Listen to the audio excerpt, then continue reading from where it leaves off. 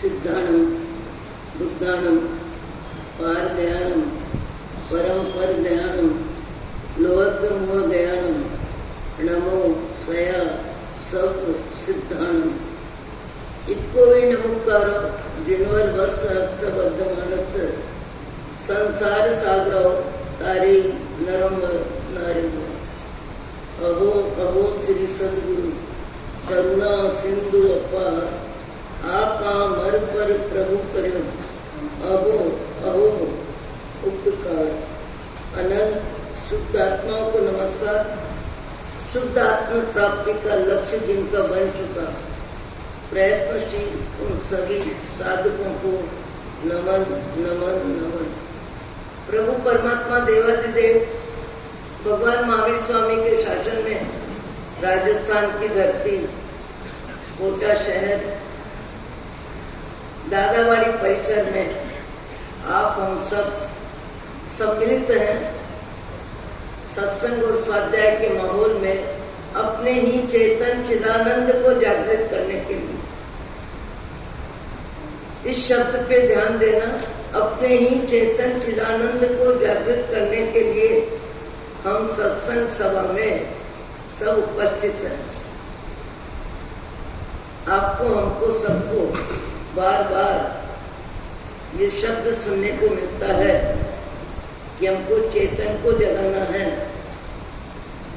चेतन चिदानंद शब्द अपने जीवन में साकार रूप ले सत्संग और स्वाध्याय के माहौल में आके बैठने वाले जिनमें रुचि होती है, जिनकी रुचि होती है, सत्संग प्रेम जिनको स्वादता है और सत्संग का मूल्यांकन जो करते हैं और सत्संग में हकीकत में कुछ सीखने की दृष्टि से बैठते हैं, सुनने की दृष्टि से बैठते हैं, उनके भाव जगत में जीवन में ऊंचाई और अच्छाई बढ़ने का निमित्त मिलता ही है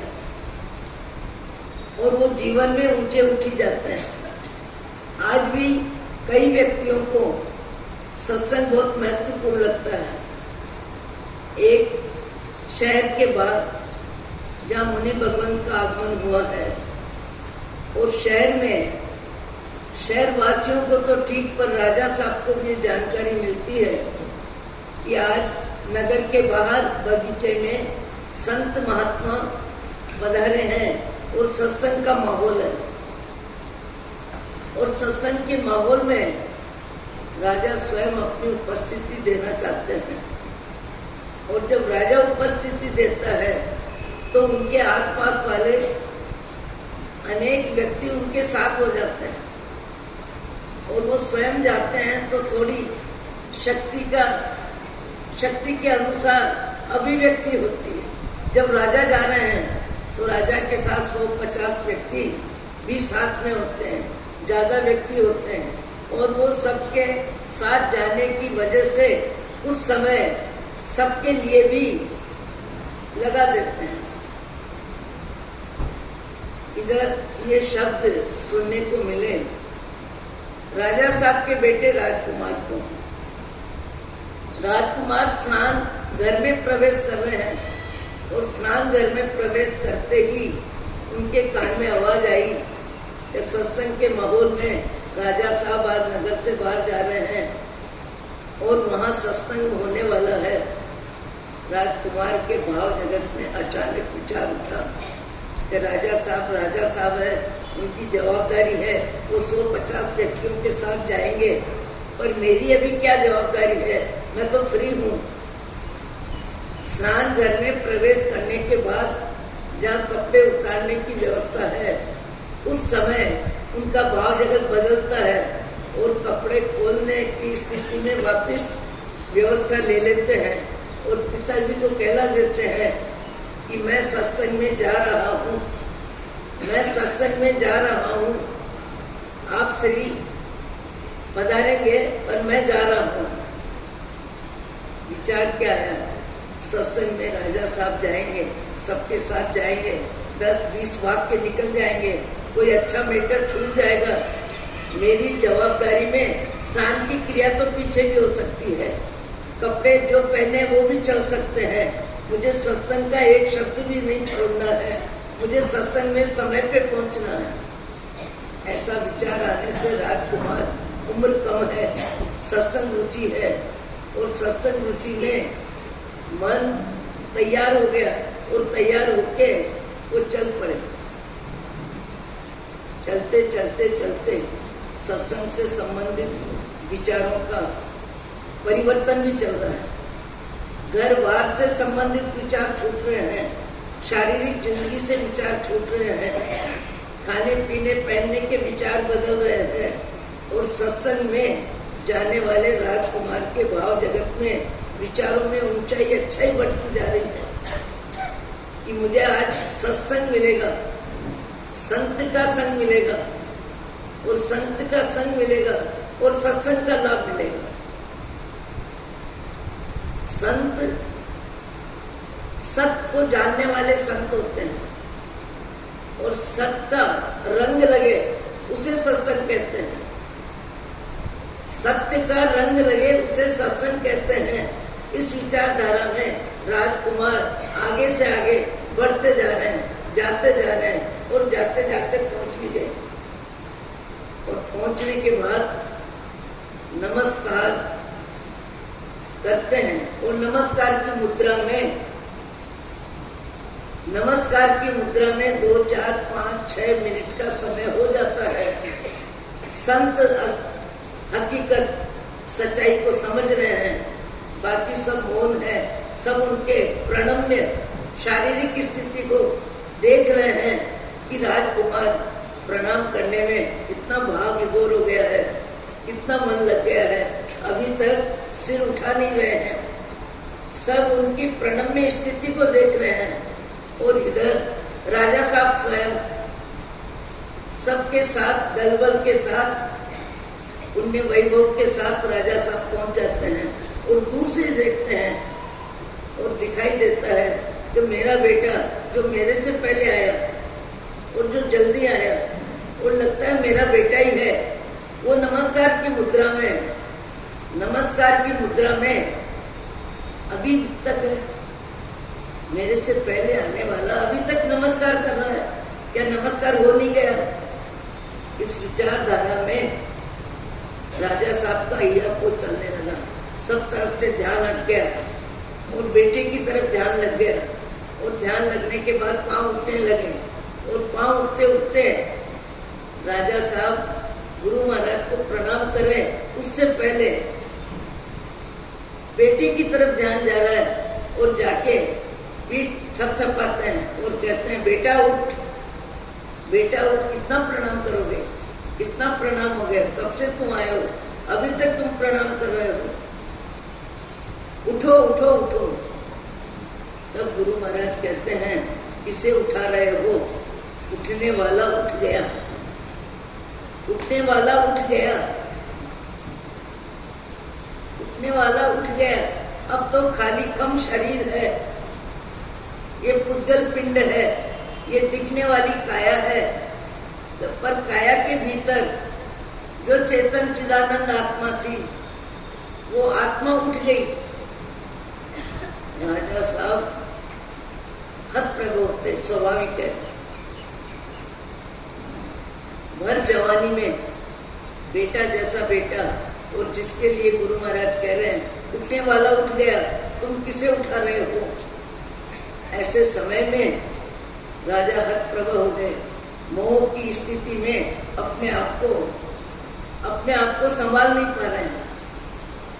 अपने आप की स्थिति बड़ी विचित्र हो गई है, तीव्र मोह और बीच की उम्र, और उस उम्र में एकाकी बेटा, और वो बेटा उठ गया यानी चला गया, मौत हो गई। ये सुनते के साथ हालत जितनी खराब हो सकती थी उतनी हुई। इतने में योग संयोग से एक शरीर को बदलने में दूसरे शरीर में जाने में समय बहुत कम लगता है। जैन दर्शन के अनुसार तो 2-3 समय, वो वातावरण बिल्कुल बदल गया है। सत्संग का माहौल शांत है, स्तब्ध है, और उस क्रिया में सबका मन लग गया है और इतने में एक आकाश मार्ग से अति चमक चमक जिसका शरीर है, तेजस्वी है, अद्भुत है, लग रहा है हकीकत में सबके बीच में आने वाला कोई विशिष्ट कौन होगा पता नहीं, आकाश मार्ग से आ रहा है। और आने के बाद प्रणाम कर रहा है गुरु महाराज को, और गुरु महाराज को प्रणाम करके कह रहा है आपका उपकार है, आपका उपकार है। मैं स्नान की क्रिया में यदि लग जाता तो मेरे प्राण वहीं निकल जाते। मैं आपके दर्शन वंदन के लिए जिस रफ्तार से आ गया और रफ्तार से आके मैंने जैसे ही प्रणाम किया वैसे ही मेरे प्राण पखेरु उड़ गए, इसलिए मैं आपको और विशेष प्रणाम करता हूँ। पिताजी सारे शब्द सुन रहे हैं और सुनने के बाद पिताजी को कहता है यही संसार है, यही संसार की मोह माया है, यही संसार के दृश्य हैं और ये दृश्य बदलते रहते हैं। पिताजी आपके आंसू लगालग, आपके आंसू टपाटप पड़ते जा रहे हैं, पड़ते जा रहे हैं, पड़ते जा रहे हैं। पर मेरा आपसे प्रश्न है कि आप किसे रोते हैं? आप किसे रोते हैं? यदि आप बेटे को रोते हैं, जो बेटा आपका था, वो बेटा आपका, उसका शरीर ज्यों का त्यों आपके सामने पड़ा है, बेटा आपके सामने पड़ा है और मैं आपके बेटे की आत्मा देव शरीर में यहाँ खड़ा हूं, मैं खड़ा हूं, ये पड़ा है, आप किसे रो रहे हैं? यदि शरीर को रो रहे हैं तो शरीर पड़ा है, और आत्मा को रो रहे हैं तो शरीर परिवर्तित होने के बाद मैं यहाँ देव के रूप में खड़ा हूं। पिताजी संसार की यात्रा में, अनंत काल के भव भ्रमण में जीव का जन्म मरण का क्रम चलता है, चलता ही रहता है, चलता ही रहेगा सदा सदा, जब तक आत्मा में आत्मा का ज्ञान नहीं होगा, जब तक ज्ञाता दृष्टा भाव नहीं आएगा, जब तक समता नहीं आएगी, जब तक सहज जीवन जीव स्वीकार नहीं करेगा और मोह माया की जिंदगी में, शारीरिक जिंदगी में व्यस्त रहेगा, शारीरिक जिंदगी में त्रस्त रहेगा और पुण्य के उदय में मस्त रहेगा, पर स्वस्थ कभी नहीं रहेगा। ये शब्द आते हैं।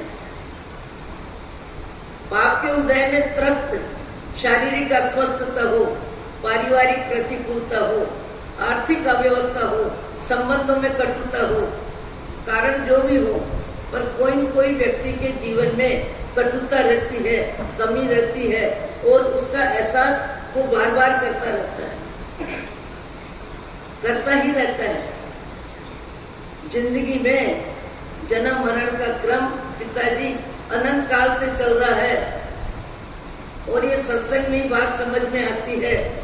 मेरा शरीर आज देवगति में गया है, कभी मेरा शरीर, मेरी आत्मा चिड़िया के शरीर में रही है, कभी कबूतर के शरीर में रही है, कभी गाय के शरीर में और कभी गाय बैल बकरी के शरीर में, कभी किसी के शरीर में। अनंत काल से आत्मा उसे कहते हैं जिसका जन्म नहीं और जिसकी मृत्यु नहीं। आत्मा उसे ही कहते हैं जिसका जन्म नहीं, जिसकी मृत्यु नहीं।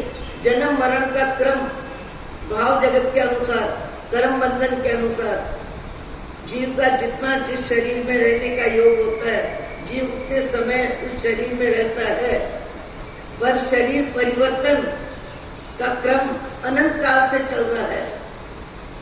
आज आपका मेरा शरीर मनुष्य का शरीर है, एक मनुष्य के शरीर का भी परिचय है, एक आकृति का भी परिचय है। आप अपने आप को कभी भी कह सकते हैं ये मेरा फोटो है, मेरा फोटो है।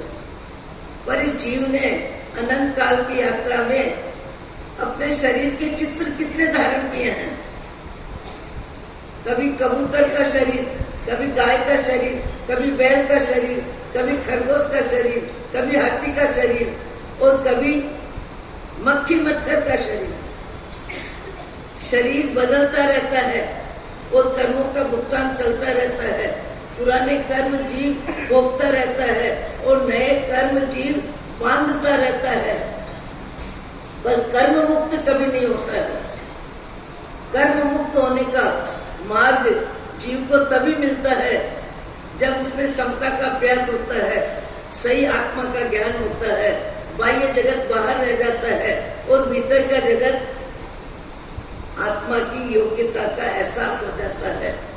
उसके बाद व्यक्ति संसार में रहता है, परिवार में रहता है, समाज में रहता है, पर उसका भाव जगत बदलता है, बदलता है, बदलता है, इतना बदलता है, करुणा भाव विकसित होता है, आत्मीयता का विस्तार होता है, मैत्री भाव का विस्तार होता है, क्रोध मान माया लोभ का व्यवसाय उसके भाव जगत में कम कम और कम होता जाता है।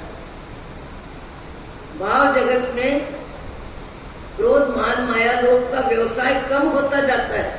आज भी आप हम सब अनेक व्यक्तियों को देखते हैं, एक शब्द कोई प्रतिकूल मिला नहीं, व्यक्ति चिढ़ जाता है, 4 शब्द सामने वाले को सुना देता है। कभी खाने की क्रिया में प्रतिकूलता हो तो व्यक्ति की आवाज निकल जाती है, कभी कपड़े प्रतिकूल हो, कभी व्यवहार प्रतिकूल हो, जो भी प्रतिकूलता होती है उस प्रतिकूलता में हमारी समता खंडित हो जाती है। और पहली बात तो है कि समता का अभ्यास ही कहाँ है? समता किसे कहते हैं जानता ही कौन है? जब तक समता का अभ्यास नहीं, समता का एहसास नहीं, समता का ज्ञान नहीं, वहां तक समता शब्द का लाभ परिचय व्यक्ति को होता ही नहीं। तो जब जो निमित्त मिलता है, जैसा निमित्त मिलता है, उस निमित्त में जीव क्या करता है? बहता रहता है।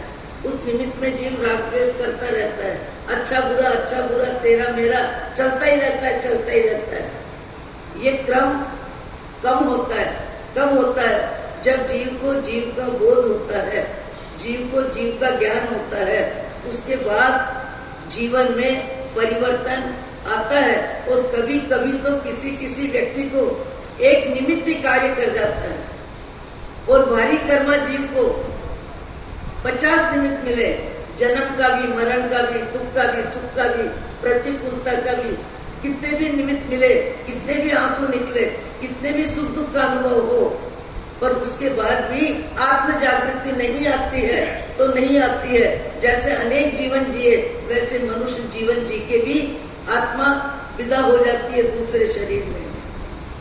पर कभी कभी किसी को जिसकी आत्मा में निर्मलता है, पवित्रता है, उपादान की योग्यता है, कई भवों की साधना है, ऐसे भी व्यक्ति होते हैं जिनको एक शब्द काम कर जाता है। जयपुर जैसे शहर में 60-65 वर्ष की उम्र होगी लगभग, मुझे सही अनुमान नहीं है। पुराना उपासरा जिसे इमली वाली धर्मशाला कहते थे, ये विचक्षण भवन तो 40 वर्ष से बना है। उसके पहले छोटे छोटे 2 उपाश्रय थे और उस छोटे उपाश्रय में विचक्षण सिंह जी महाराज 3 बजे के समय में स्वाध्याय के आनंद में बैठे हैं और श्रीमद् राजचंद्र का ग्रंथ उनके हाथ में है। ऐसे समय में जयपुर में जवाहरात का व्यवसाय मुख्य रहा है। अभी वर्तमान में सबका ध्यान पढ़ाई की तरफ जा रहा है, वो बात अलग है, पर खास जयपुर का व्यवसाय की जो स्थिति है सबको पता है। जवाहरात के व्यवसाय वाले व्यक्ति हमारे नहार विचक्षण सिंह जी महाराज के चरणों में आके खड़े होते हैं और खड़े होके वंदन करते हैं। वंदन के साथ विचक्षण सिंह जी महाराज के शब्दों में एक आवाज निकलती है, एक वाक्य निकलता है। वाक्य तो सबके लिए निकलते हैं, पर उस वाक्य को अमरचंद जी नारायण ने जिस मन से सुना, जिस एकाग्रता से सुना, जिस योग्यता से सुना, सुन के क्या सुना? विचक्षण सिंह जी महाराज ने कहा, अमरचंद जी जिंदगी भर पत्थर की परीक्षा करते रहोगे, पत्थर की परीक्षा करते रहोगे या आत्मा की परीक्षा भी करोगे? पत्थर की परीक्षा करते रहोगे। आपको हमको सबको पता है, पत्थर पत्थर है, पत्थर की 1000 क्वालिटी है। हीरा भी पत्थर है, माणिक भी पत्थर है, पृथ्वी का है, सोना चांदी सब पृथ्वी का है। शब्द क्या दिया गुरु जी विचक्षण सिंह जी महाराज ने कि पत्थर की परीक्षा करते रहोगे। हम सब पत्थर के प्रेमी हैं, 5 भूत के प्रेमी हैं, शरीर पिंड के प्रेमी हैं। हमारी स्थिति यही है, हीरे को देख के राजी होते हैं, माणक को देख के राजी होते हैं, नए कपड़ों को देख के राजी होते हैं, भोजन की विविधता को देख के राजी होते हैं। ये पंचभूत के अलावा है क्या? भोजन बनता है अग्नि, पानी, वायु, वनस्पति, पृथ्वी का है। पंचभूत से ही तो भोजन बनता है और पंचभूत से ही हमारे शरीर की सजावट होती है। शरीर की सजावट भी पंचभूत से ही होती है। कपड़ा वनस्पति का है, सोना चांदी हीरा माणक मोती सब पृथ्वी का है। भोजन में पंचभूत ही होता है। सारे जीवन की व्यवस्था में पंचभूत है। ये पंचभूत जब एहसास हो व्यक्ति को, हमारी जिंदगी का सारी पंचभूत है, क्योंकि हमने अपने आप को जड़ माना है, जड़ के पुजारी हैं, जड़ से ही सजाते हैं, जड़ को ही सजाते हैं और जड़ को देख के ही मुस्कुराते हैं और जड़ में ही तेरा मेरा राग द्वेष करते हैं। और राग द्वेष भी कितना होता है, कब होता है, कम ज्यादा होता है। कभी भोजन को लेके, कभी रंग को लेके, कभी रूप को लेके, कभी सत्ता को लेके, कभी संपत्ति को लेके, कभी धन धरती को लेके।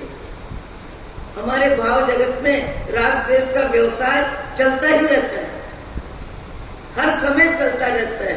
पर हमको एहसास नहीं होता कि जीवाराम, ये गुरुवर्य विचक्षण सिंह जी महाराज का शब्द है, जीवाराम तुम सदा शरीर को ही मैं मानोगे या अपनी आत्मा का भी ज्ञान करोगे? उनकी स्थिति तो बहुत पहले से बहुत ऊंची थी, पर अमरचंद जी नाहर को जैसे ही उन्होंने कहा कि पत्थर की परीक्षा करते रहोगे, हम पत्थर को देख के राजी होते हैं, पत्थर की कीमत करते हैं, पत्थर के आधार पर अपनी कीमत होती है। और दुनिया में पैसे के बिना जिंदगी चलती भी कहाँ है। पैसे की उपयोगिता बहुत है, पैसे का महत्व बहुत है, पैसे की जिंदगी में सबसे जरूरी जरूरत है। उसके बाद भी परिग्रह, सोना चांदी हीरा माणक मोती सब क्या है, पृथ्वी का है। और महाराज साहब के मुंह से क्या निकला, अमरचंद जी आत्मा की परीक्षा करोगे। पत्थर की कीमत कौन करता है, शरीर करता है कि आत्मा करती है? सोने चांदी की कीमत शरीर करता है कि आत्मा करती है? शरीर करती है या आत्मा करती है? शरीर करता है। यदि शरीर कीमत करे तो प्राण निकलने के बाद अर्थी पे उठने वाला शरीर तो पूरा होता है, जोंका क्यों होता है? हार्ट फेल से जिंदगी जिनका समापन होता है, उनका शरीर जोंका क्यों रहता है? जोंका क्यों शरीर रहता है? शरीर में कोई परिवर्तन भी नहीं होता, पर अर्थी पे उठने के बाद पूरा परिवार, पूरा घर, पूरा सामान, सोना चांदी हीरा माणक मोती जो भी है सब रहता है कि नहीं? जाने वाले के साथ क्या जाता है? केवल अपना पुण्य पाप, अपनी भलाई बुराई, अपना भाव जगत, अपने भाव में जो विचार चलते हैं उन विचारों का संग्रह ही हमारे लिए अगली जिंदगी की व्यवस्था करता है। अगली जिंदगी की व्यवस्था वही करता है। कैसा क्षण आया होगा अमरचंद जी नाहर के जीवन में, कैसा क्षण आया कि उनको जैसे ही कहा कि पत्थर की परीक्षा करते रहोगे कि आप आत्मा की परीक्षा करोगे। गुरु महाराज क्या आशीर्वाद है, बोले ग्रंथ है इसका स्वाध्याय करना। उसी क्षण खड़े खड़े अखंड मौन ले गए। बेटे भी हैं, पोते भी हैं, परिवार भी है, व्यापार भी है, सब कुछ है।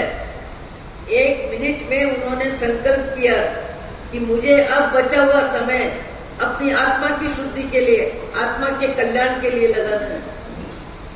संकल्प कर लिया। लगातार 18 वर्ष जयपुर के प्रसिद्ध जोरी संघ के सर्वमान्य विमल चंद जी सुराणा बहुत अच्छी तरह जानते हैं, आज यहाँ उनकी भी उपस्थिति है।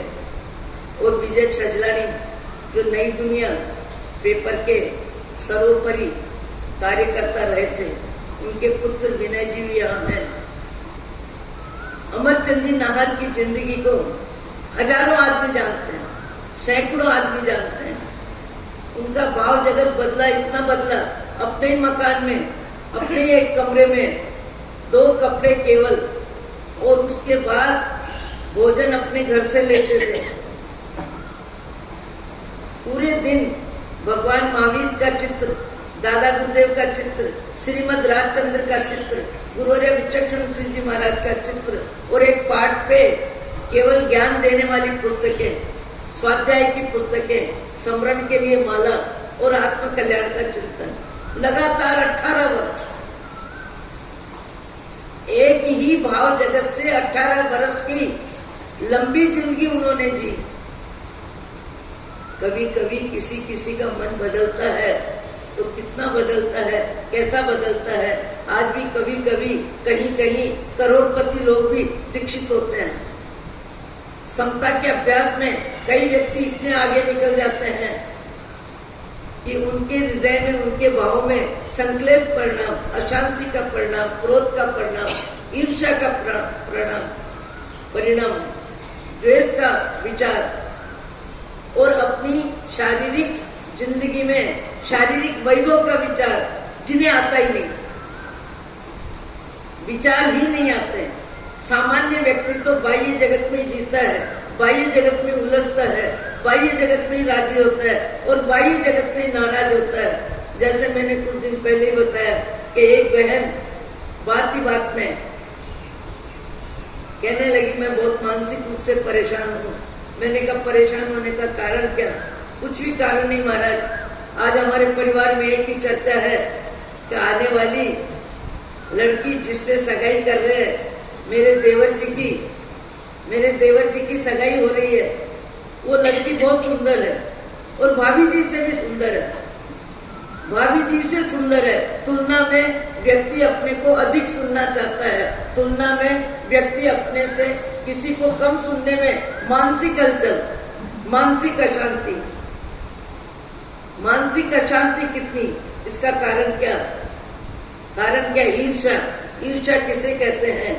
दूसरे के सुख सुविधा में, मान सम्मान में जिसको मानसिक तकलीफ होती है, जो मानसिक किसी की ऊंचाई को स्वीकार करने में कमजोर होता है, कायर होता है, दुर्बल होता है, उसका मन तत्काल नाराज हो जाता है, तत्काल नाराज हो जाता है। नाराज कौन होता है? आत्मा। और नाराज का कारण क्या? आत्मा या शरीर? आत्मा अरूपी है। आए दिन बात कर रहे हैं, हमको इस सत्संग सभा में एक ही भाव को मजबूत करना है, मैं शरीर में हूँ, मैं शरीर नहीं, मैं आत्मा हूँ।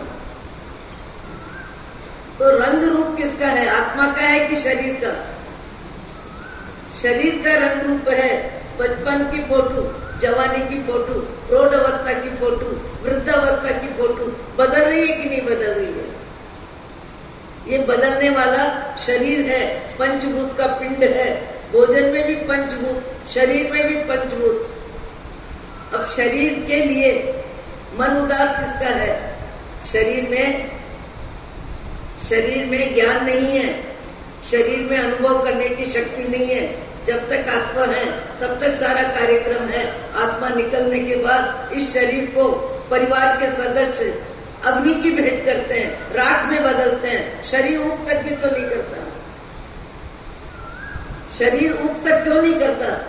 जो सुनने वाला था, जो समझने वाला था, जो जानने वाला था, जो अनुभव करने वाला था, वो आत्मा शरीर से विदा हो गई। तो शरीर की सुंदरता का राग, शरीर की सुंदरता का राग का भाव चेतन को है कि जड़ को है? चेतन को है कि जड़ को है? चेतन को है। अरूपी चेतन शरीर में हूँ ऐसी मान्यता बना के बैठा है। इसलिए शरीर की सुंदरता, शरीर की सुडौलता, शरीर की ऊंचाई, शरीर की लंबाई, शरीर की छोटाई, शरीर का मोटा पतला, सब भाव जगत में उसको एहसास होता है। एक दूसरे के ऊंचाई को सहन करना सामान्य व्यक्ति का लक्षण नहीं है। एक दूसरे की अच्छाई को बोलना, उसके लिए भी अधिकतर व्यक्ति के मुंह में दही जमता है। यदि किसी की गलतियां बतानी हो तो लपालप जबान चलती है। मैंने किसी ने कहा था कि हैदराबाद में हमारे प्रोफेसर श्री राम शर्मा उस्मानिया विश्वविद्यालय के प्रोफेसर थे और गुरुवर्य विचक्षण सिंह जी महाराज की विशेषता थी कि साथियों को अध्ययन कराने में उनकी विशेष रुचि थी। वैसे उनका जीवन मुनि जीवन के बहुत निकट था। तो श्री राम शर्मा हमें पढ़ाने आते थे। बात की बात में कहने लगे, साथी जी महाराज, जीवन में अशांति तो कब आ जाती है, कैसे आ जाती है, पता ही नहीं चलता है। अशांति कब आ जाती है, कैसे आ जाती है, पता ही नहीं चलता। कल मेरी एक लड़की परेशान थी। मैंने कहा क्यों परेशान है? मैंने कहा ननिहाल जा। मुझे नहीं जाना। मैंने कहा क्यों नहीं जाना? मेरी 2 लड़कियां हैं, एक बहुत सुंदर है और एक बहुत सामान्य है। जिसका रंग रूप सामान्य है उसको अपनी बहन के साथ ननिहाल जाना नहीं सुहाता। संबंधों की निकटता में भी भाव जगत में राग द्वेष कितना चलता है, कैसे चलता है, किसके चलता है, किस निमित्त से चलता है, सब जानते होंगे अपने अपने जीवन को, अपने अपने भाव जगत को। तो हमारा परस्पर परिवार में, समाज में, रीति रिश्ते में, खान पान में, पड़ोस में हमारा मन कब ऊंचा होता है और कब नीचा होता है, कब हमारा अभिमान में मन फूला नहीं समाता और कब हमारा मन बेचारा बापड़ा बन जाता है। ये सब बाह्य जगत है। ये क्रोध मान माया लोभ का व्यवसाय है या ज्ञान का फल है। आत्मा को आत्मा का ज्ञान जब तक नहीं होगा, आत्मा में आत्मा का ज्ञान जब तक नहीं होगा, वहां तक ये क्रम अनंत काल से चल रहा है और चलता रहेगा। और जीव की सबसे बड़ी विचित्रता है, अमरचंद जी नाहर ने गुरुवर्य विचक्षण सिंह जी महाराज से जो संकल्प लिया और 16 वर्ष के बाद या 18 वर्ष के बाद विचक्षण सिंह जी महाराज का फिर जयपुर आगमन हुआ और अमरचंद जी नाहर ने एक दिन के लिए मौन खोला और मौन खोलने के दिन जोरी बाजार से लाइन लग गई। जीवन इतना ऊंचा हो गया था उनका, क्योंकि उन्होंने एक समय का आहार लिया। एक समय के आहार में भी आहार का रस, आहार का राग, आहार की पसंद और उसमें प्रसन्नता, सारे भाव उनके 9-2-11 हो गए थे। उन्होंने 6 महीने तक केवल छाछ का एकात्मा, दूध का एकात्मा, 3 महीने तक उड़द के आंडे, कभी चापड़ का पानी, चापड़ 1 कटोरी, चापड़ जानते हो गेहूं के छानने पे जो निकलता है, उस चापड़ को 1 कटोरी को 2 गिलास में उठवा के और उन्होंने ऐसा तप किया और तप करते करते उनकी काया ऐसी हो गई थी। उन्होंने अपने जीवन में स्नान का त्याग किया, सवारी का त्याग किया। शारीरिक जिंदगी में राग का अंश, शारीरिक व्यवस्था में, खाना पीना, रहन सहन, सब में उन्होंने अपने भाव जगत को राग द्वेष से मुक्त करने के लिए, शरीर का मोह त्यागने के लिए ऐसी स्थिति में गए और योग संयोग से विचक्षण सिंह जी महाराज का फिर जयपुर में आगमन हो गया। और विचक्षण सिंह जी महाराज के दर्शन करने वो तो जाते, पर विचक्षण सिंह जी महाराज भी वहां आए। लोगों ने प्रश्न किया कि 18 वर्ष की मौन का लाभ क्या?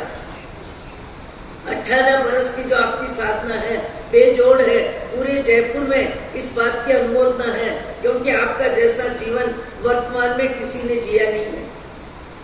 इसलिए हमारा प्रश्न है। उन्होंने जवाब दिया, जो गुरु महाराज मुझे साधना की शुरुआत करा के गए थे, जो गुरु महाराज मुझे साधना की शुरुआत करा के गए थे, वो अमरावती, हैदराबाद, मद्रास, बेंगलोर सब तरफ से घूमते घूमते दिल्ली महावीर दत्तसूरी दादा की शताब्दी मना के वो गुंडी जी महाराज फिर से जयपुर आ गए। जिन्होंने मुझे साधना की शुरुआत कराई वो मेरे समाधि मरण के लिए आ गए। इससे ज्यादा मुझे लाभ क्या चाहिए? मुझे बराबर ध्यान है, हम भी साथ जाते थे। गुरुवर्य विचक्षण सिंह जी महाराज 11 बजे, 11:30 बजे आहार करके 2 सीढ़ी चढ़ के उनके यहाँ जाके उनको आराधना कराने में, अध्यात्म दृष्टि का स्वाध्याय कराने में, देवचंद्र जी आनंदगंज जी के स्तवन गाने में उनको सहयोग करते थे और 3:30-4 बजे तक वापस आते थे। इतना समय उस साधक आत्मा के लिए विचक्षण श्री जी महाराज जैसी महान आत्मा ने सहयोग दिया और रोज जाते थे। यहाँ तक कि 36 उपवास के साथ उनका शरीर छूटा और लगभग 30-32 उपवास के आसपास विचक्षण श्री जी महाराज ने द्रव्य मुनि धर्म भी, उनका तो अष्ट प्रवचन माता जीवन में थी, न चलना था, न खाना था, न बोलना था, कोई भी कार्यक्रम नहीं था। फिर भी जयानंद जी महाराज का आगमन हुआ तब विचक्षण श्री जी महाराज ने द्रव्य संयम भी उनको दिलाया। कभी कभी किसी किसी में आत्म जागृति कब आती है, कितनी आती है, कैसे आती है और भाव जगत कैसे बदलता है और कितना भाव जगत बदलता है। आज भी इस संसार में जितने व्यक्ति हैं सबके अपने भाव हैं, सबके अपनी साधना है, सबकी अपनी आराधना है। आज भी कई क्वालिटी के लोग हैं। मैंने कुछ दिन पहले ही बताया आपको कि आज भी कई व्यक्ति ऐसे हैं, जैसे मैंने नाम लिया था, एक कौन, अपने जज साहब बीकानेर में जो जज की सीट पे थे, मगरूपमल भंडारी, आजकल मैं नाम भूल जाती हूँ, मगरूपमल भंडारी, उनको मैंने जोधपुर चातुर्मास में व्याख्यान में देखा। आए दिन आके बैठते थे, सारा शरीर सांवला, पतला दुबला शरीर, ऊंचा पायजामा, एक सफेद फेटा। मैंने उनसे पूछा कि आप व्याख्यान सुनने के बाद मंगलिक सुनने से पहले क्यों चले जाते हैं? उन्होंने जवाब दिया कि यदि मैं मंगलिक सुनता हूँ तो फिर सबकी चप्पल जूती की व्यवस्था में मेरे को अपने जूते लेने में 5 मिनट लग जाते हैं, 7 मिनट लग जाते हैं। वो 7 मिनट मेरे व्यर्थ न हो, वो 7 मिनट मेरे व्यर्थ न हो, इसके लिए मैं पहले चला जाता हूँ। मुझे उनके घर जाने का योग मिला। मैं फिर से बताना चाहती हूँ कि ऐसे भी व्यक्ति होते हैं जीवन में जो ऊंचे काम करते हैं पर अपनी ऊंचाई का एहसास नहीं करते। मैं उनके घर गई, मैंने देखा कई लड़के आसपास के गांव के जो उनके यहाँ रह के पढ़ रहे थे, उनके यहाँ की पुस्तकें, उनके यहाँ का मकान और उनके यहाँ का ही भोजन, सब बाहर आ गए। बाहर आने के बाद मैंने बोला आप सबको, बोले मगरूपमल भंडारी जज साहब थे तब थे, अब वो निवृत्ति में हैं।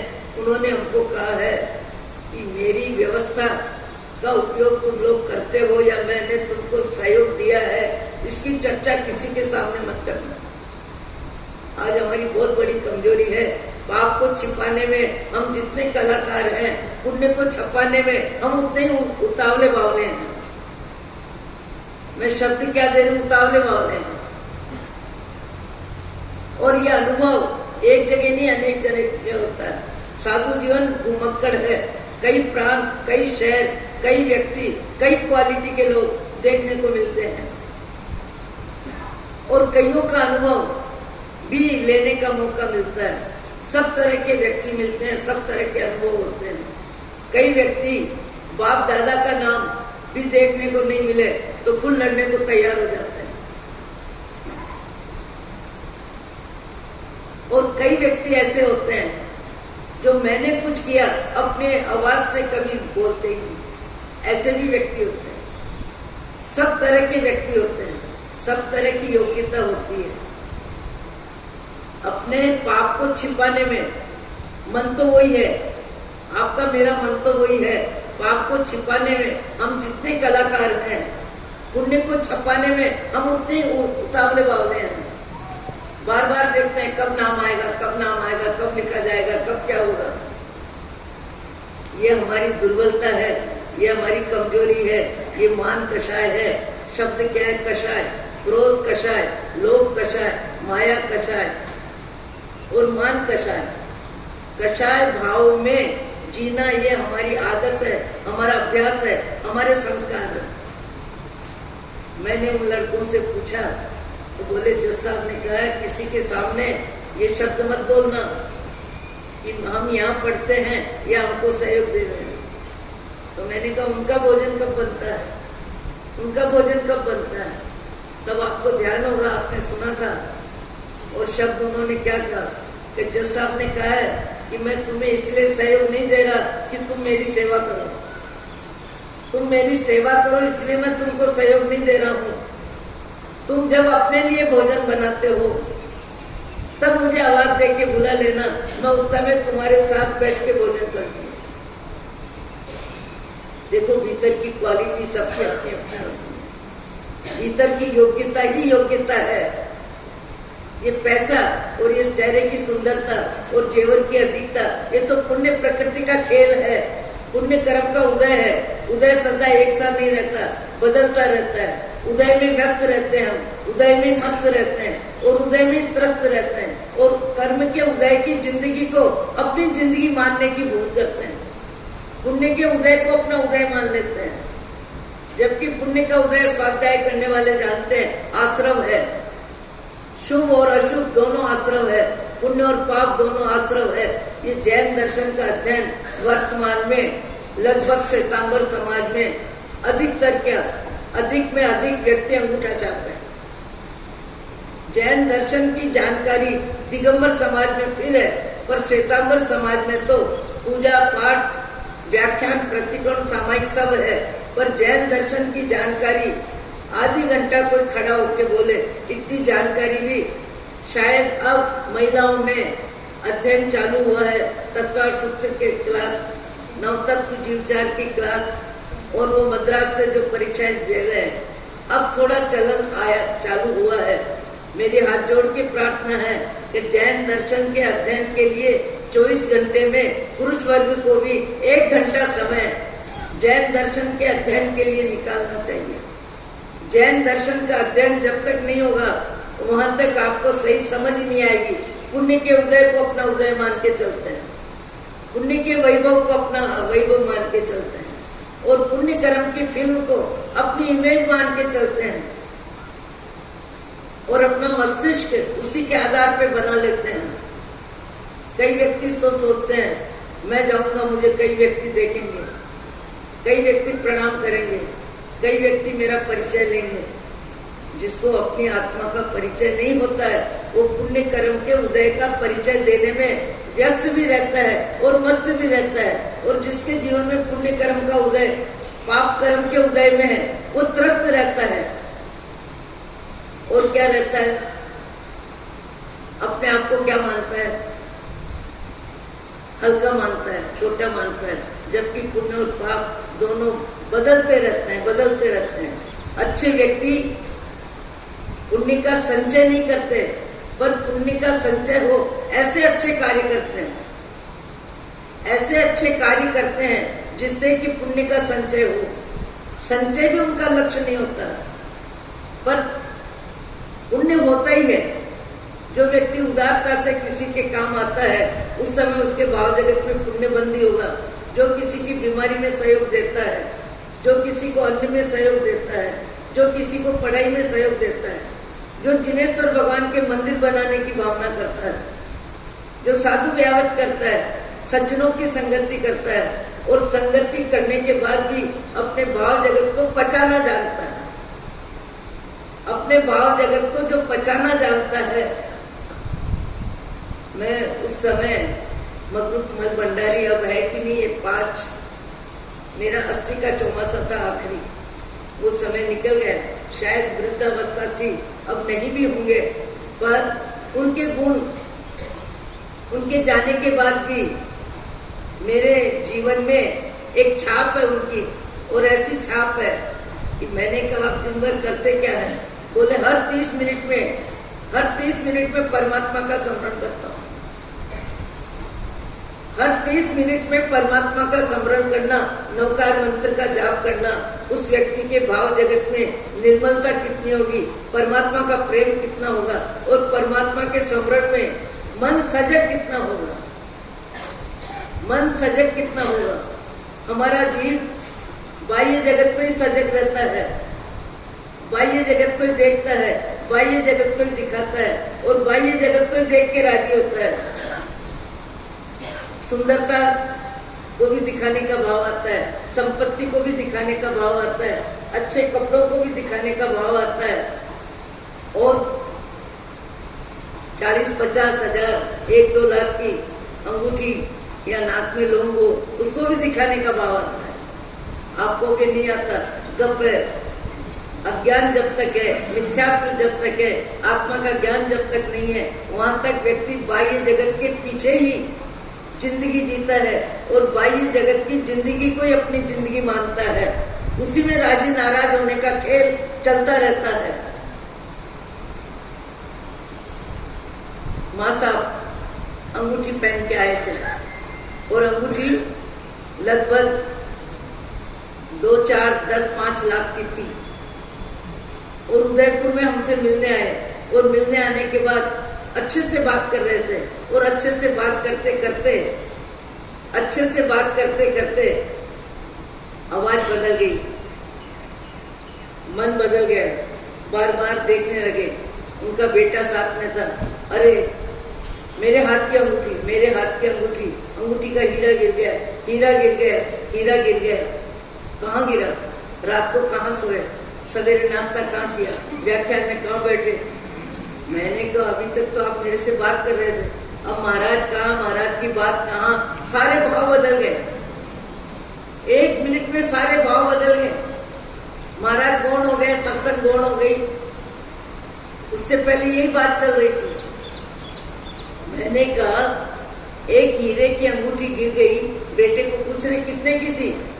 बोले आपके जन्मदिन को दी थी 20-25 लाख के। अरे 20-25 लाख! और रात बढ़ गया और मोह बढ़ गया, अशांति बढ़ गई, बेचैनी बढ़ गई। मैंने कहा सेठानी जी तो हम उनको नहीं बोलते थे, पर जो भी कहा, मैंने कहा आप इतने हैरान परेशान हो तो उस अंगूठी को आवाज दे के पूछ लो ना कि तू कहाँ गिरी है, मैं कहाँ आके तेरे को उठा लूं। इतने परेशान होने की क्या जरूरत है? कहावत है दोनों हाथ से ताली बजती है, तो दोनों हाथ से ताली बजा के आवाज दो और आवाज दे के हीरे की अंगूठी को जानकारी ले लो कि मैं यहाँ गिरी हूँ, जाके ले आओ। हीरा जड़ है और अर्थी में उठने वाला शरीर भी जड़ है, इसलिए एक आंसू नहीं निकलता जाने वाले के। पूरा घर भरा है सामान से, परिवार के सदस्यों से, सारी व्यवस्था छूटती है, पर अर्थी में उठने वाले व्यक्ति के एक आंसू नहीं निकलते। मैंने कहा सेठानी जी अभी एक सैंपल छूटा है, उसमें आपके हाल बेहाल हो रहे हैं, अभी मरोगे तब पूरा थान छोड़ना है। सैंपल छूटा है अभी छूटा ही क्या है? ये काया की सुंदरता भी छूटेगी, राख में बदलेगी। ये कपड़े के 200-300 परिग्रह राख कितना होता है? और चाहिए और चाहिए और चाहिए का मन की मांग कभी कम नहीं होती। कल ही मुझे एक औरत कह रही थी 100-200 साड़ी है महाराज, 100-200 साड़ी, चेहरा तो एक है, कपड़े बदलाते जाओ, कपड़े बदल के राजी होते जाओ। कपड़ा कौन जड़, पहनने वाला कौन जड़, और सुखी दुखी होने वाला कौन चेतन। कर्म बंधन का क्षेत्र चेतन का है, वैराग्य भाव चेतन को आता है, आत्मा का ज्ञान चेतन को आता है, और आत्मा का ज्ञान जब आत्मा को आ जाता है तब बाह्य जगत बाहर रहता है। पुण्य की फिल्म और पाप की फिल्म, दोनों फिल्म को बर्दाश्त करने की योग्यता आ जाती है। ओम शांति, ओम शांति, ओम शांति। अहो अहो श्री